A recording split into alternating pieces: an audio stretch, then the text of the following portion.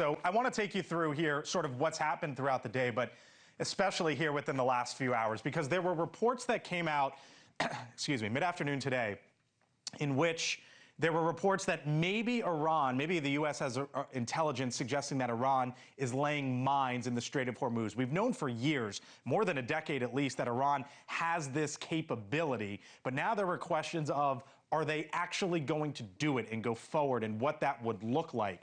So what happened? Central Command then posted all these videos basically saying, this is what we are doing right here. Strike after strike after strike, taking out the military. At first they said 10 of the Iranian, and this came from the president, 10 of the Iranian mine-laying vessels had been taken out. Central Command saying just moments ago that number actually has escalated up to 16. And so as you heard there from Libby, the president put out several posts today in which at one point he said, if you are going to lay mines, there will be consequences unlike anything Iran has seen to date.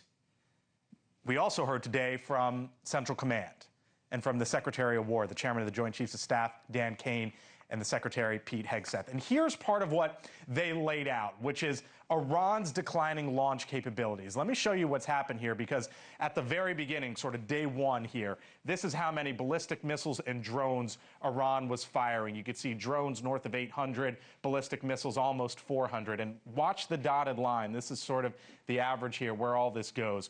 It's down now essentially close to 90%. 90% on drones, 83% on ballistic missiles. So that is what the American military is touting tonight, how they've been able to, as they say, degrade Iran's capabilities. Here was the Chairman of the Joint Chiefs of Staff, Dan Kane, on the 3 objectives that he says is before the military tonight.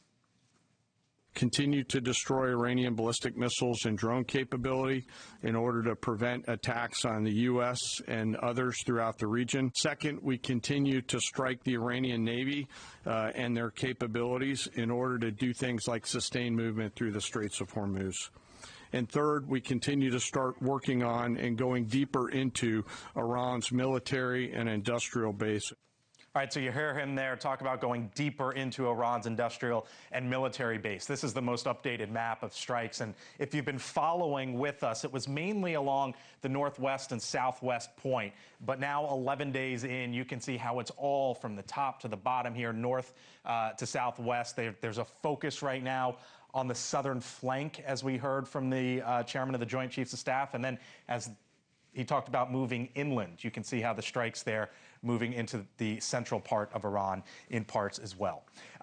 Richard Newton, General Richard Newton, with us now, NewsNation senior national security contributor. General, nice to see you. There was a flurry of action today. It started with the Chairman of the Joint Chiefs of Staff, Dan Kane, and Pete Hegseth this morning. And then we had all these posts from the Commander-in-Chief basically telling Iran, don't you dare lay mines in the Strait of Hormuz. Square for me, if you can, if we've basically taken out the military, can Iran actually lay these mines at this point in time? Well, good evening, Blake. We have certainly achieved air dominance over the skies of Iran. I remind our viewers it's twice the size of Texas, but now the focus is on the Strait of Hormuz, actually the Persian Gulf. Let's not forget Karg Island up to the north as well. But the Strait of Hormuz is perhaps the most strategic point on the earth right now. It's 20 miles wide between Iran and the southern part of the strait there, but really only about 2 miles wide with regard to being able to flow shipping through there. And so it's a target-rich environment for Iran should they decide, and they've done this before, to lay mines in that very critical strait. 20% of not only oil goes through there for the world, but liquid natural gas and so forth. Can they do it, though? Because I've heard the Commander-in-Chief talk about, the Navy's gone, the telecoms are gone, all that's gone. And so it's obviously been a very real fear for many years. And now it seems like if they wanted to do it, maybe it's a last stand, but do they have the capability? They do. There are formidable folks still up there in the Persian Gulf, particularly around the strait, from 3 areas. First, coastal batteries, where they can do short-range ballistic missiles to threaten shipping.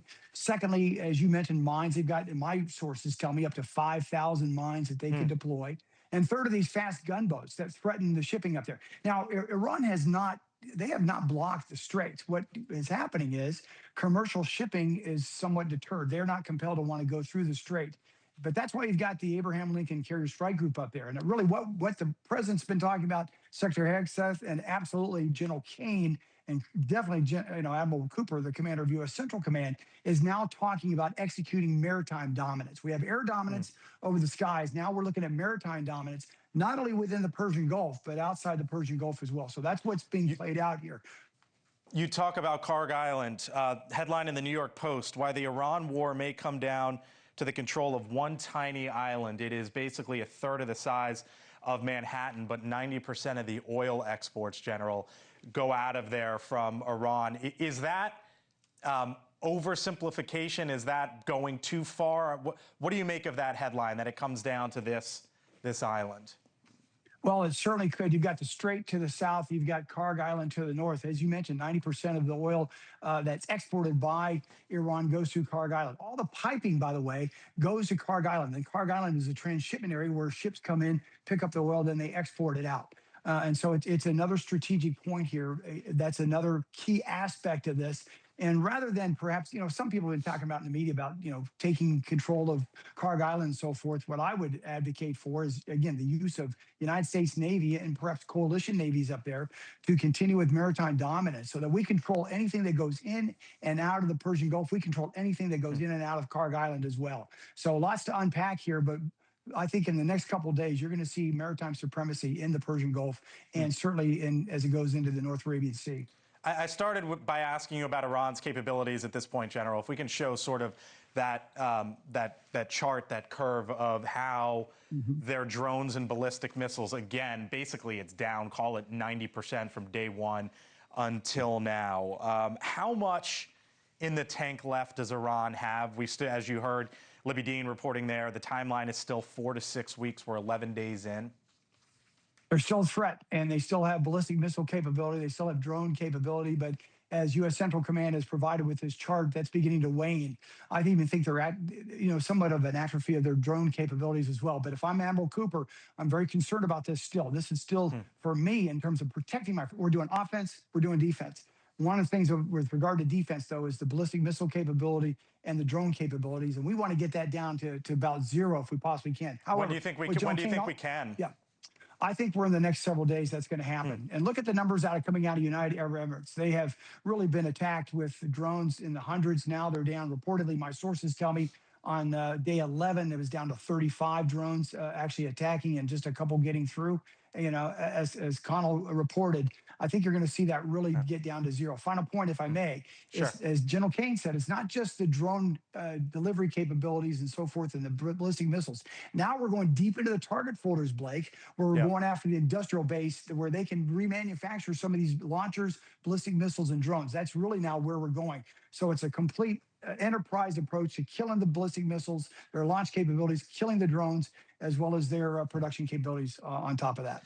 General Richard Newton, always appreciate you, sir. Thank you for watching. Subscribe below and download our NewsNation app right now on your phone, and you will get fact-based, unbiased news for all Americans.